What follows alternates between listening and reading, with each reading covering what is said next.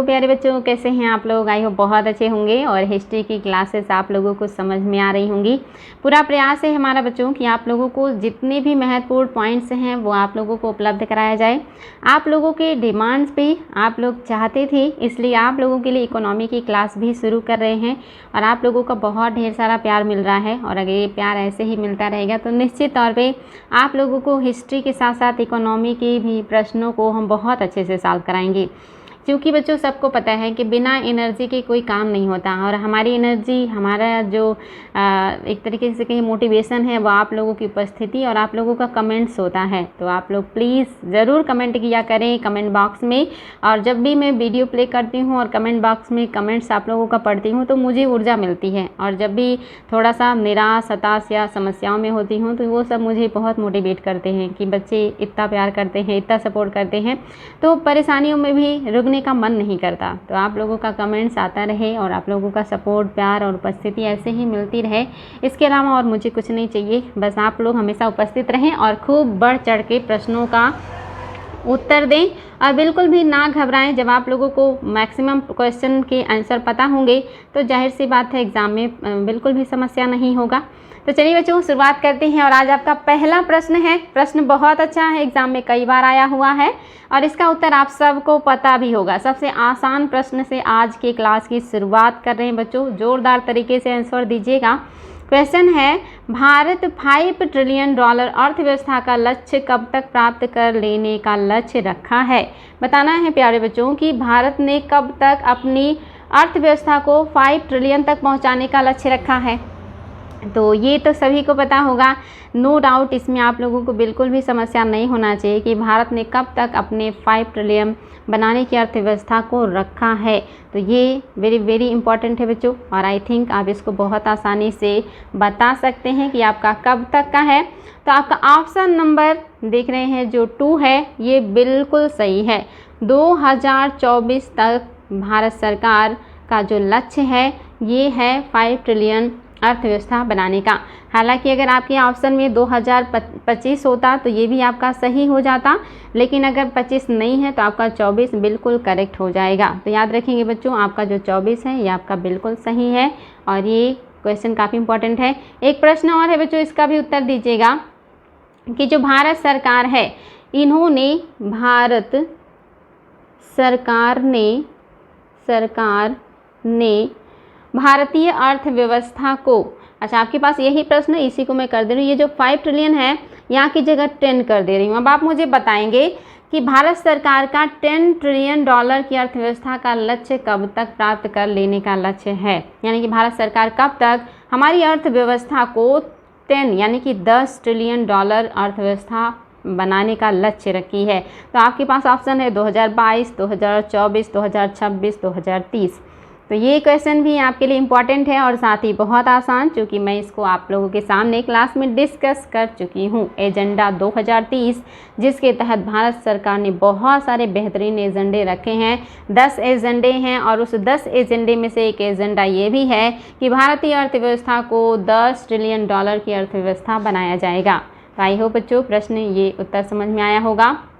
Next question है बच्चों आपके लिए, ये करंट का क्वेश्चन है, यानी कि ये जो है 2020-21 का जो टाइम पीरियड था उस दरमियान करंट का क्वेश्चन था। तो आपको बताना है, नीचे दिए गए कथनों पर विचार करें एवं कूट की सहायता से सही उत्तर की पहचान करें। कथन है, राष्ट्रीय ढांचागत पाइपलाइन सरकार द्वारा वर्ष 2020 से 2030 की अवधि के लिए आरंभ किया गया है। क्या ये बात सही है कि राष्ट्रीय ढांचागत पाइपलाइन के तहत सरकार जो है ये वर्ष 2020 से 30 की अवधि के लिए आरंभ कर रही है? क्या ये कथन जो है सही है? कारण है, राष्ट्रीय ढांचागत पाइपलाइन का उद्देश्य सभी को समान ढांचागत सुविधाएं प्राप्त कराना है। तो क्या दोनों बातें सही हैं? और क्या ऑप्शन ए है कि दोनों सही है, व्याख्या कर रहा है। ऑप्शन 2 है कि दोनों सही है लेकिन व्याख्या नहीं कर रहा। ऑप्शन 3 है ए सत्य है, आर गलत है। और आपका चौथा है कि ए गलत है, आर सत्य है। तो बताना बच्चों कि कौन सा है जो सही है। अगर आप करंट से अपडेट रहते हैं तो ये क्वेश्चन आपको पता होगा कि इसका सही आंसर क्या हो जाएगा। तो आई होप आप इसका आंसर बता सकते हैं अगर करंट से अपडेट रहते हैं तो। और अगर नहीं रहते हैं तो कोई बात नहीं, आज ये चीज़ आपको क्लियर हो जाएगा कि क्या होगा। तो याद रखेंगे बच्चों, जो आपका ऑप्शन नंबर 4 है ये सही है। पहला जो है यानी कि कथन है ये असत्य हो गया है। असत्य क्यों है बच्चों? चूँकि ये शुरू तो किया गया है 2020 में, लेकिन ये 2030 तक का नहीं है, बल्कि ये कब तक का है? 2025 तक का है। 2020 से 2025 तक के टाइम पीरियड के लिए, अवधि के लिए आरंभ किया गया है। सिर्फ आपका ये 2025 है इसकी जगह पे मतलब जो 30 है इसकी जगह 25 करना है। बाकी सारी बातें बिल्कुल सही हैं। करेक्ट है कि राष्ट्रीय ढांचागत पाइपलाइन जो है सरकार के द्वारा वर्ष 2020 से 25 की अवधि के लिए आरंभ किया गया है। और कारण जो है ये भी सही है कि जो आपका ये राष्ट्रीय ढांचागत पाइपलाइन है जिसका उद्देश्य सभी को समान ढांचागत सुविधाएं प्राप्त कराना है। याद रखेंगे बच्चों, बहुत ही इम्पॉर्टेंट है। और ये एक तरीके से कहेंगे गांधीवादी समाजवादी अर्थव्यवस्था के उत्पादन के संसाधनों के विकेंद्रीकरण पर आधारित है। ये संसाधनों के विकेंद्रीकरण पर आधारित है, इसलिए आपका प्रश्न बहुत ही बढ़िया है। आपका ऑप्शन नंबर 4 सही हो जाएगा। नेक्स्ट है बच्चों, कंपनी प्रौद्योगिकी की मदद से कारोबारी प्रक्रिया की पुनर्संरचना क्यों करते हैं? ये क्वेश्चन भी आपका बहुत ही अच्छा है और आप इसको बहुत आसानी से बता सकते हैं। कॉमन सेंस का क्वेश्चन है बच्चों, बिल्कुल भी ना घबराइएगा। आप ध्यान से हर पॉइंट को पढ़िएगा, आपको आपका आंसर प्राप्त हो जाएगा। तो आप देख रहे हैं आपके सामने 4 ऑप्शन हैं, तो आपको बताना है कंपनी प्रौद्योगिकी की मदद से कारोबारी प्रक्रिया की पुनर्संरचना क्यों करते हैं। पहला, उपभोक्ताओं की मांग एवं अपेक्षाएं निरंतर बढ़ रही हैं। क्या ये बात सही है कि उपभोक्ताओं की जो मांग है और अपेक्षा है वो निरंतर बढ़ रही है?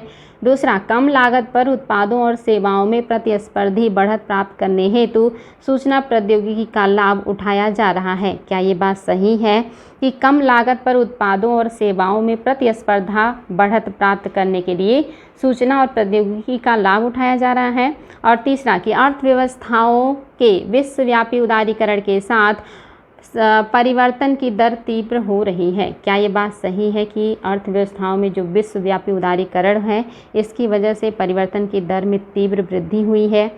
और आपका चौथा है कि ये सभी बातें बिल्कुल सही हैं। तो आपको बताना है बच्चों कि आपका कौन कौन सा स्टेटमेंट है जो कि करेक्ट है, यानी कि इसमें से कोई एक ही पॉइंट सही होगा, या तो पहला, दूसरा या तीसरा या चौथा।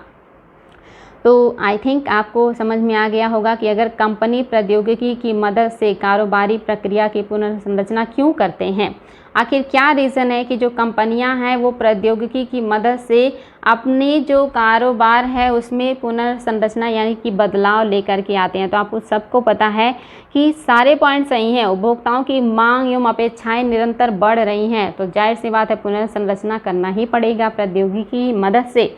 और आपका दूसरा भी सही है कि कम लागत पर उत्पादों और सेवाओं में प्रतिस्पर्धा बढ़त प्राप्त करने के लिए सूचना प्रौद्योगिकी का लाभ उठाया जा रहा है। और ये भी सही है कि विश्व अर्थव्यवस्थाओं में विश्वव्यापी उदारीकरण के साथ परिवर्तन की दर में तीव्र विकास या वृद्धि हुई है।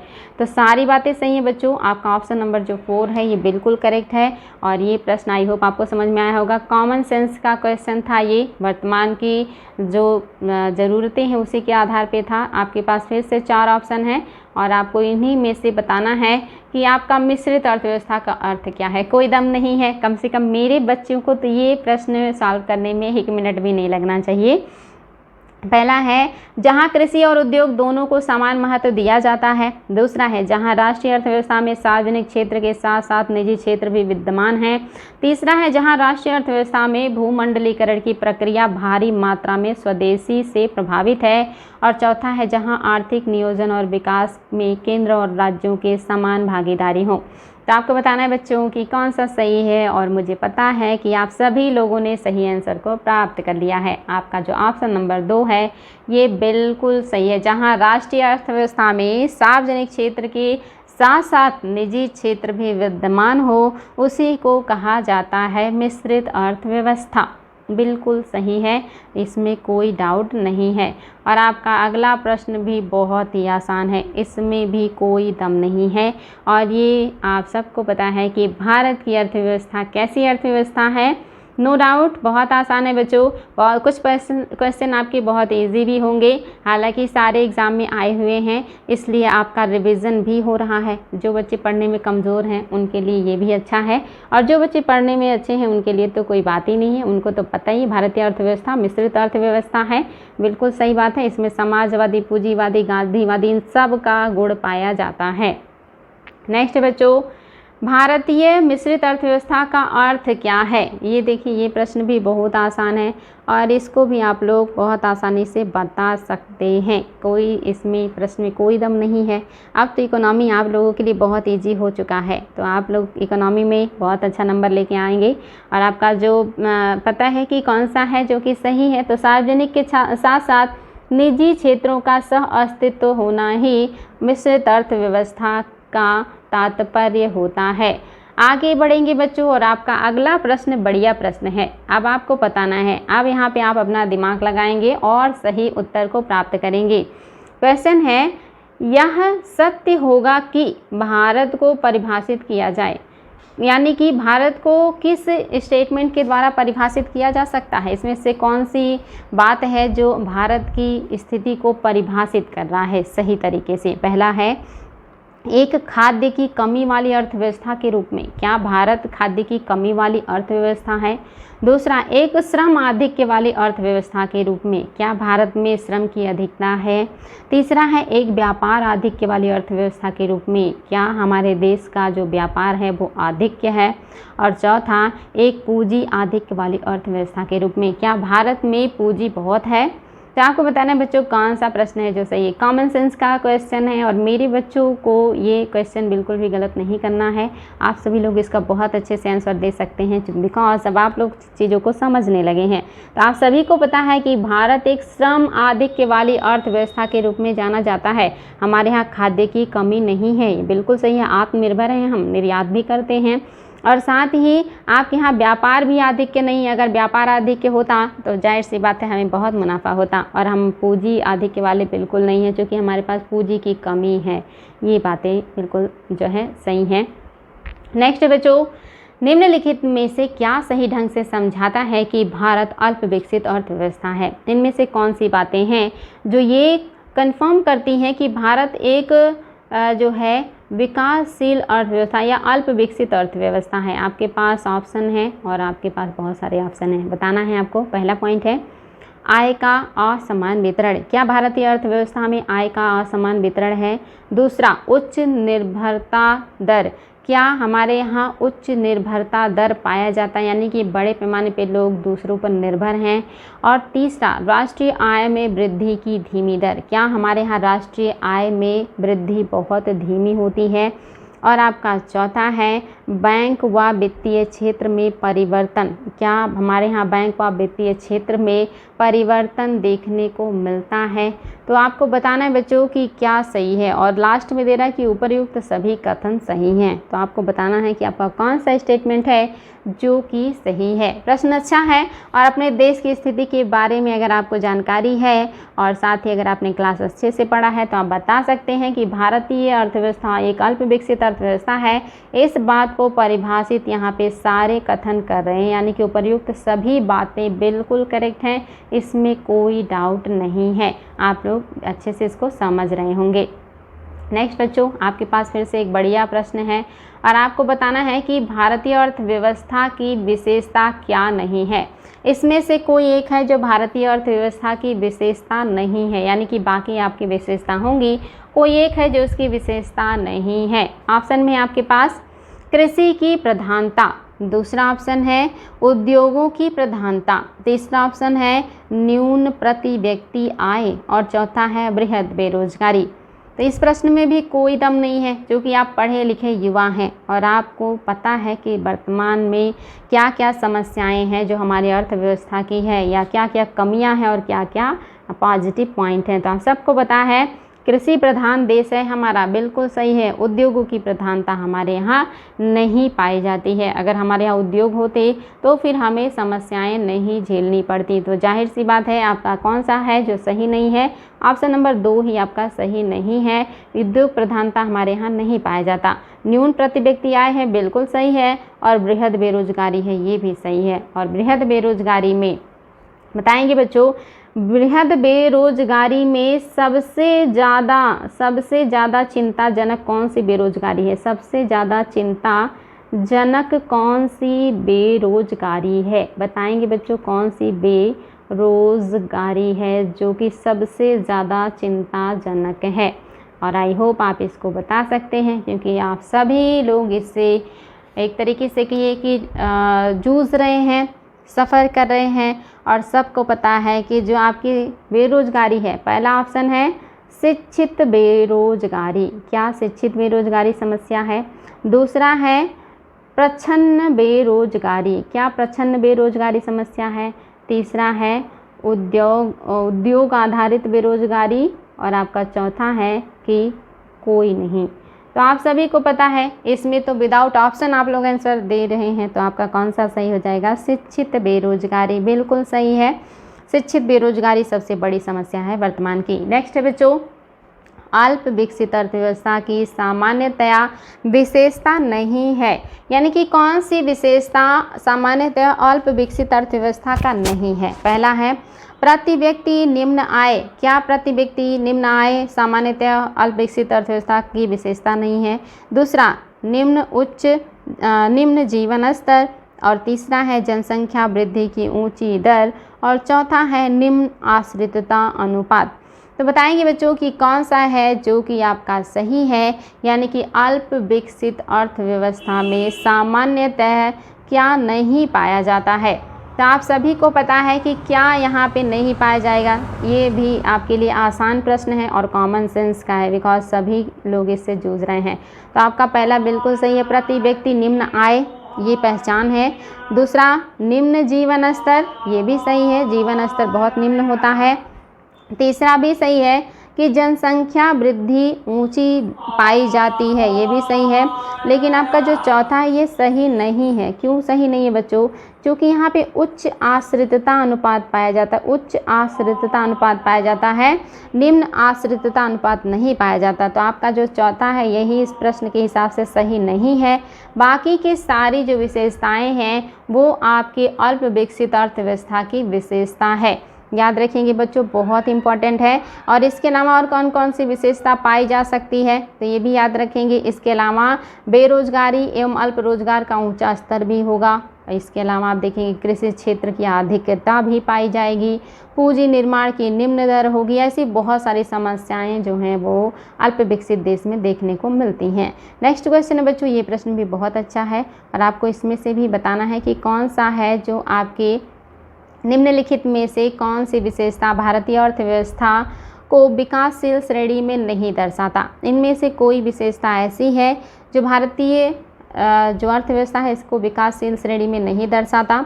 पहला, कृषि मुख्य व्यवसाय। क्या ये बात सही है? क्या हमारे यहाँ कृषि मुख्य व्यवसाय है? दूसरा, प्रच्छन्न बेरोजगारी। क्या हमारे यहाँ छिपी हुई बेरोजगारी या प्रच्छन्न बेरोजगारी देखने को मिलती है?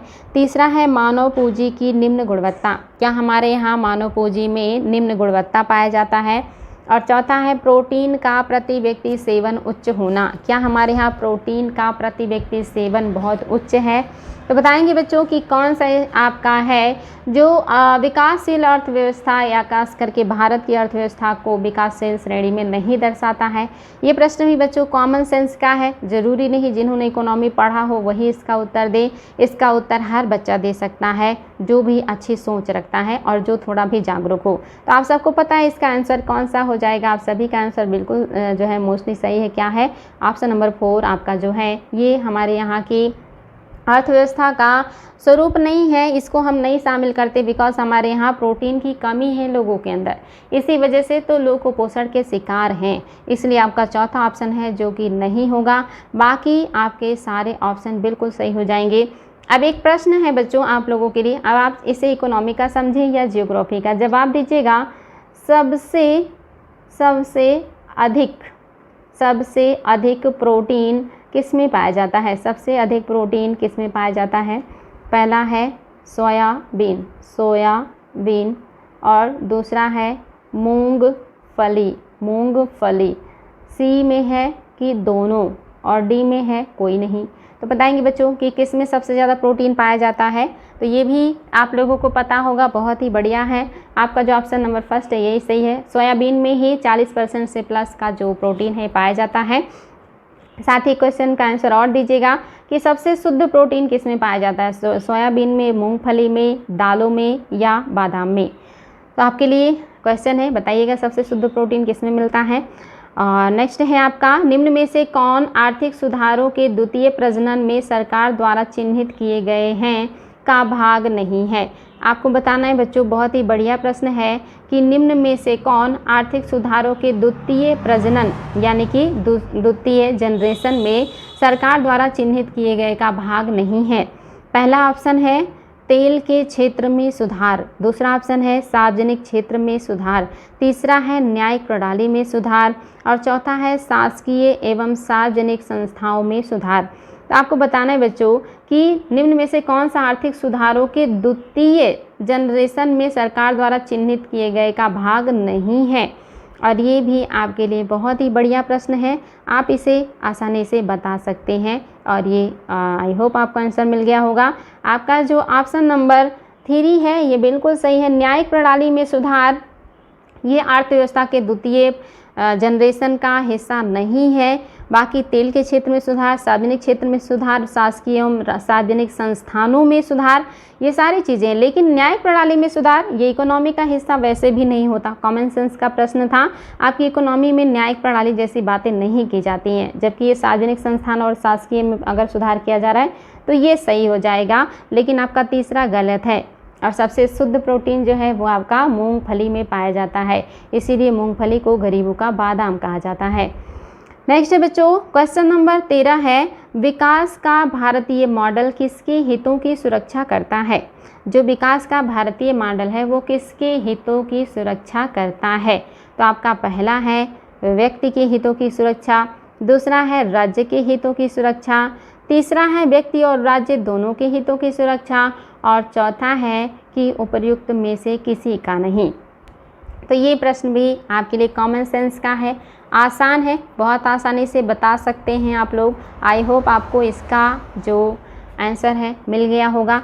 आपका ऑप्शन नंबर जो 3 है यानी कि व्यक्ति और राज्य दोनों के लिए जो हमारी भारतीय विकास का मॉडल है ये सुरक्षा करता है। याद रखेंगे बच्चों, दोनों बातें बिल्कुल सही हैं और ये आप लोगों को बिल्कुल पता होना चाहिए। आपके लिए क्वेश्चन है बच्चों, जवाब दीजिएगा कौन सा जो है भारतीय अर्थव्यवस्था की पहचान नहीं है, पहचान नहीं है। पहला ऑप्शन है औद्योगिक पिछड़ापन, दूसरा है आयात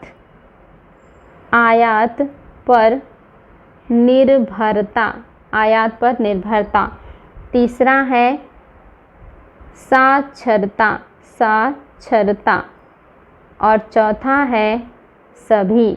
बताएंगे बच्चों कि कौन सा है जो कि भारतीय अर्थव्यवस्था का पहचान नहीं है? क्या औद्योगिक पिछड़ापन है हमारा पहचान? क्या आयात पे निर्भरता है हमारा? क्या साक्षरता हमारे यहाँ बहुत अच्छी है? क्या ये सभी बातें जो हैं वो हमारे यहाँ की पहचान नहीं है? तो आपको बताना है बच्चों कौन सा है जो कि सही है, और आप सभी को इसका उत्तर पता होगा। बिल्कुल सही है, आपका जो तीसरा ऑप्शन है बिल्कुल सही है। हमारे यहाँ साक्षरता कम पाया जाता है, आज भी महिलाएं जो हैं वो बहुत कम साक्षर हैं। पुरुष भी आप देखेंगे 73% तो कागजी कार्रवाई में दिखाया जाता है, लेकिन वो साक्षरता रियल में बहुत कम होता है। और महिलाएं तो साक्षरता में बहुत ही ज़्यादा पीछे हैं। और कहीं ना कहीं हमारे यहाँ इतना ज़्यादा पीछे होने का जो रीज़न है वो हमारी पिछड़ी हुई शिक्षा है, शिक्षा की कमी है, शिक्षा पद्धति में कमी है। इन सभी कारणों से कहीं ना कहीं हम आज भी हर तरह से पीछे हैं, चाहे हमारी वो सोच हो, चाहे हमारी टेक्नोलॉजी हो, चाहे वो हमारे का समाज हो, चाहे हमारे देश में जो लोगों के कार्य करने का पद्धति हो। हर चीज़ कहीं ना कहीं शिक्षा से प्रभावित है। अगर शिक्षा में आमूल-चूल परिवर्तन कर दिया जाए तो बहुत कुछ बदला जा सकता है, बहुत सारी कमियां अपने आप दूर हो जाएंगी समाज की। तो ये चीज़ें याद रखेंगे बच्चों। नेक्स्ट भी आपके लिए बढ़िया प्रश्न है, आपको बताना है राष्ट्रीय इनकम की व्याख्या कौन कर रहा है।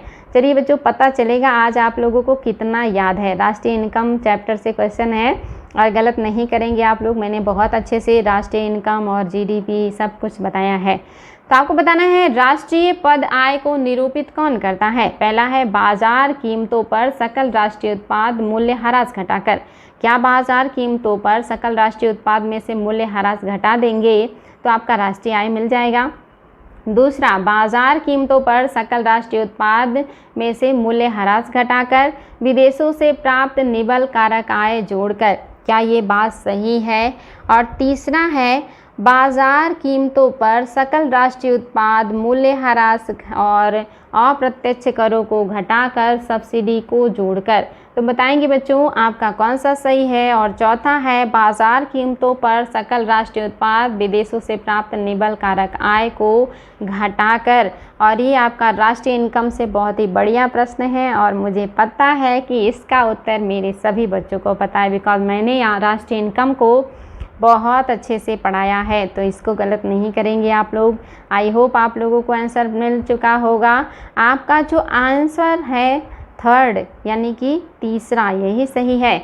जब हम बाजार कीमतों पर सकल राष्ट्रीय उत्पाद में से मूल्य ह्रास और अप्रत्यक्ष को घटाकर सब्सिडी को जोड़ लेते हैं तो हमें हमारा राष्ट्रीय इनकम प्राप्त हो जाता है। ऑप्शन नंबर 3 बिल्कुल सही है। बहुत अच्छे बच्चों, बहुत ही बढ़िया, वेरी नाइस। नेक्स्ट है निम्नलिखित में से कौन सी एक सकल घरेलू उत्पाद गणना करने की विधि नहीं है।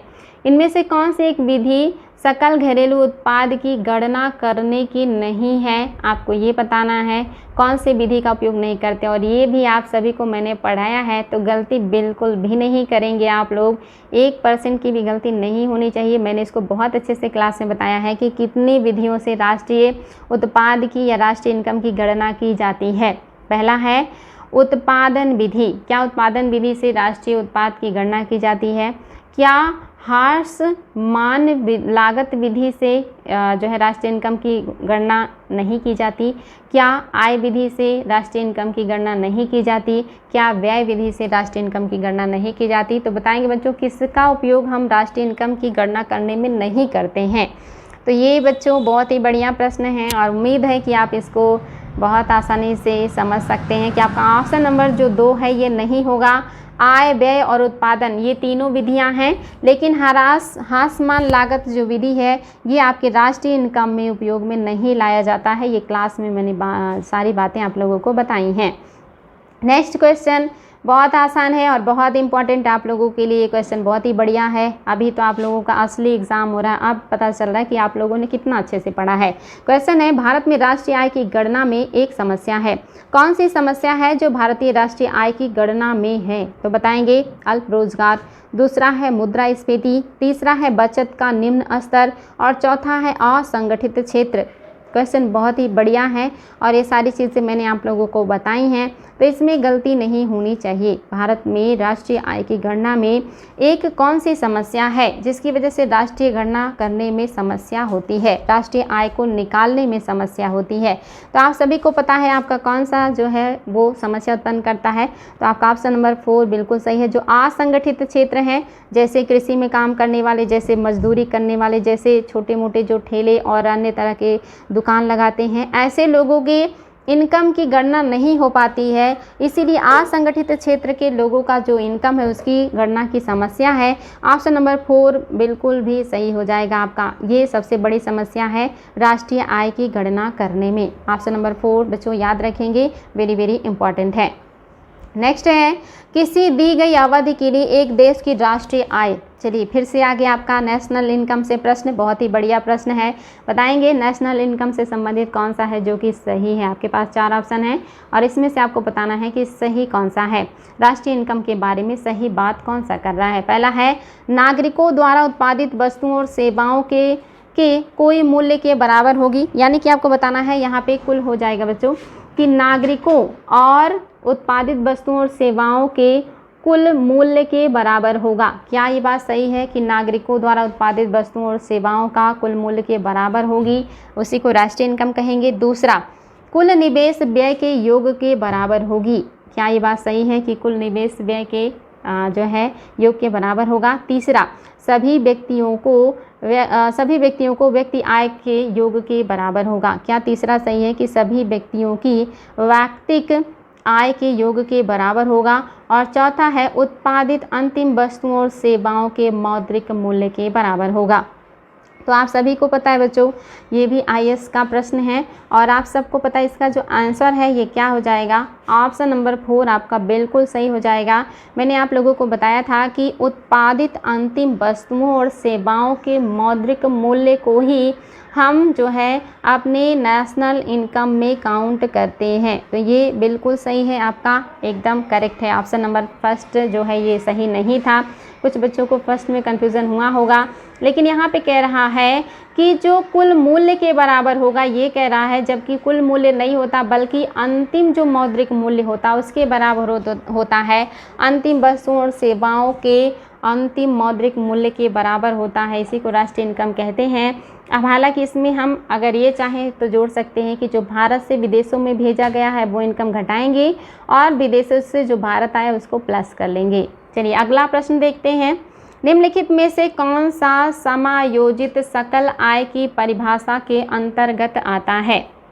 आपको बताना है बच्चों कि निम्नलिखित में से कौन सा समायोजित सकल आय की परिभाषा के अंतर्गत आता है। और ये प्रश्न भी आपके लिए बहुत ही बढ़िया है। आपको बताना है क्या समायोजित सकल आय की परिभाषा के अंतर्गत ब्याज की आय आती है। दूसरा, क्या लाभांश को हम सकल आय में शामिल करते हैं। तीसरा, क्या विदेशी मुद्रा लाभ यानी कि जो विदेशों से हमें मुद्रा का लाभ होता है जिसको कहते हैं आपका फॉरेक्स गेन, क्या ये चीज़ें शामिल होती हैं। और चौथा है कि सभी। तो आपको बताना है बच्चों कि समायोजित सकल आय की परिभाषा में कौन कौन से इनकम को हम लेते हैं, यानी कि आपका जो राष्ट्रीय इनकम है, जो टोटल आपका इनकम है उसमें क्या क्या हम शामिल करते हैं। तो आप सभी को पता है कि बिल्कुल सही है, जो ब्याज से आय होता है, जो सरकार किसी को ऋण देती है उस पर ब्याज से जो इनकम होता है वो भी शामिल होता है। साथ ही जो लाभांश होते हैं, जो सार्वजनिक संस्थाओं से लाभांश प्राप्त होता है वो भी शामिल होता है। और जो हमें विदेशों से मुद्रा लाभ होता है, चाहे वो सहयोग के रूप में हो, चाहे वो उपहार के रूप में हो, चाहे वो जो है उधारी के रूप में हो, इसको भी लिया जाता है। ऑप्शन नंबर 4 आपका बिल्कुल सही है।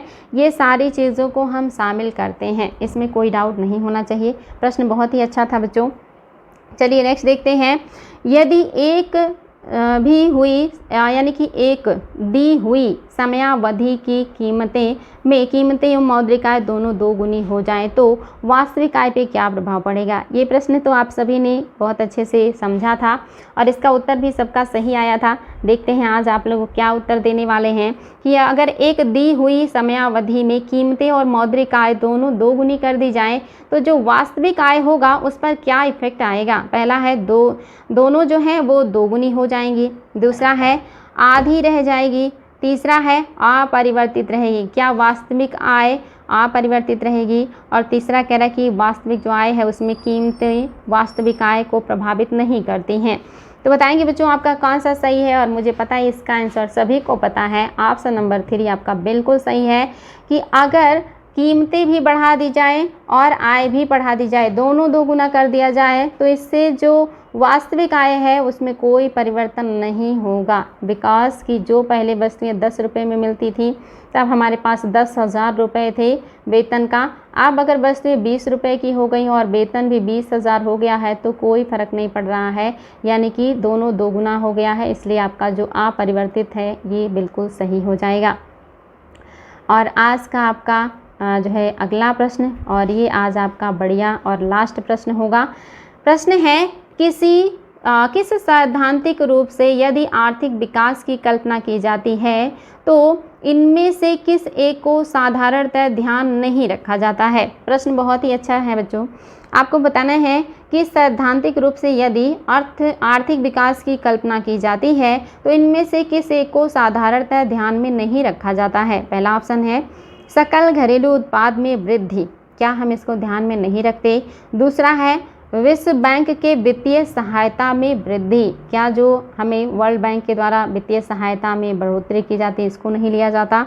तीसरा सकल राष्ट्रीय उत्पाद में वृद्धि, और चौथा प्रति व्यक्ति सकल राष्ट्रीय उत्पाद में वृद्धि। तो ये प्रश्न भी बहुत ही बढ़िया है, आईएएस का प्रश्न है, और ये मैंने आप लोगों को क्लास में भी प्रैक्टिस सेशन में करवाया है, तो इसका उत्तर तो बिल्कुल भी गलत नहीं होना चाहिए।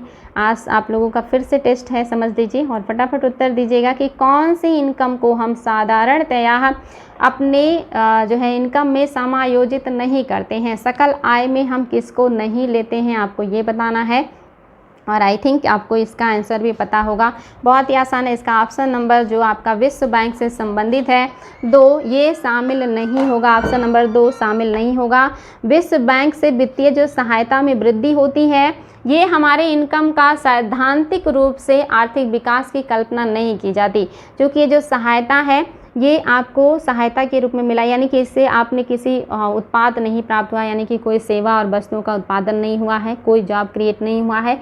ये मात्र सहायता है जिसको आप नैतिक रूप से अपनी आर्थिक विकास में शामिल नहीं कर सकते हैं। तो ये प्रश्न आपके लिए काफ़ी अच्छा था बच्चों। आज के लिए आपके लिए एक प्रश्न है, और ये प्रश्न काफ़ी खतरनाक टाइप का है। देखते हैं आप लोग इसको सॉल्व कर पाते हैं या नहीं। बिल्कुल मतलब आपने शायद ऐसा प्रश्न नहीं कभी देखा होगा, आज आप लोगों को सॉल्व करना है। हालांकि ये बहुत ही बढ़िया है, कॉमन सेंस का है। आपको आंसर देना है, अगर अभी आता है तो ठीक है, अन्यथा कमेंट बॉक्स में आंसर ज़रूर दीजिएगा। क्वेश्चन है एक खुली, ध्यान से सुनिएगा बच्चों, खुली हुई अर्थव्यवस्था में अर्थव्यवस्था की राष्ट्रीय आय y है। राष्ट्रीय आय जो है वो क्या है, y है।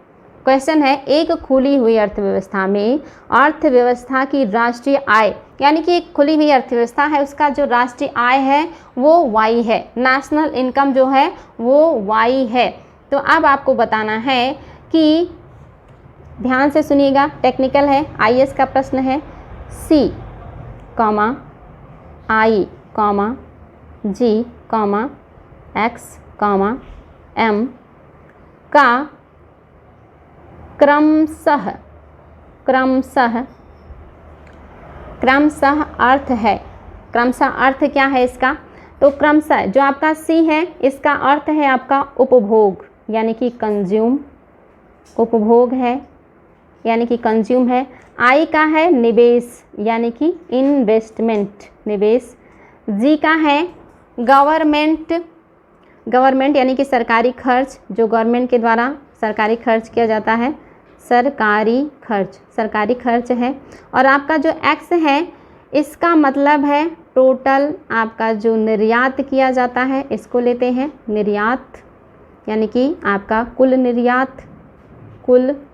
निर्यात हो जाएगा। और आपका जो एम है ये कुल आयात को बताता है। तो अब आपको बताना है बच्चों कि आपका जो CIGXM है, यानी कि जो आपका उपभोग है, निवेश है, सरकारी खर्च है, कुल आयात है, कुल निर्यात है, ये आप सीक्वेंस में कैसे लगाएंगे कि आपका नेशनल इनकम निकल के आएगा। आपको बताना है कि कैसे आपका नेशनल इनकम निकल के आएगा, ये बताना है। तो आपके पास ऑप्शन है, ये क्वेश्चन थोड़ा टेक्निकल है, देखते हैं कौन कौन बच्चा इसको सॉल्व कर पाता है। तो क्वेश्चन समझ में आ गया होगा आप लोगों को। तो आपका चलिए पहला ऑप्शन है जिसमें कहा गया है y बराबर c प्लस आई प्लस आई के बाद आपका है g और प्लस आपका x, ये आपका फर्स्ट ऑप्शन हो गया। दूसरा ऑप्शन है आपका y बराबर c plus i plus g minus x plus m। तीसरा ऑप्शन है आपका y बराबर c plus i plus g और आपका प्लस ब्रैकेट में x माइनस m। तो आपके पास 3 ऑप्शन है बच्चों, आपको इनमें से बताना है कि क्या होगा आपका, यानी कि नेशनल इनकम में कैसे हम किस सीक्वेंस में चीज़ों को लेंगे या कौन सा इसमें आपका टेक्निकल टर्म्स होगा जो कि सही होगा। इसका आंसर आप लोग कमेंट बॉक्स में ज़रूर दीजिएगा और आप लोगों के प्यारे प्यारे कमेंट्स का भी हमें इंतज़ार रहेगा। इसका उत्तर और आपके कमेंट्स ये आपके कमेंट बॉक्स में मैं पढ़ूंगी। कमेंट बॉक्स में उत्तर दीजिएगा। आपके उत्तर सही आए या गलत, आपको फर्स्ट लगता है तो फर्स्ट, आपको दूसरा लगता है तो दूसरा, आपको तीसरा लगता है तो तीसरा, इनमें से जो भी आपको सही लगे उत्तर दीजिएगा कमेंट बॉक्स में। इसका आंसर मैं आप लोगों को ज़रूर एक्सप्लेन करूंगी। तो आज के लिए इतना ही बच्चों, इस खतरनाक प्रश्न के साथ आप लोगों को छोड़ रहे हैं। Thank you.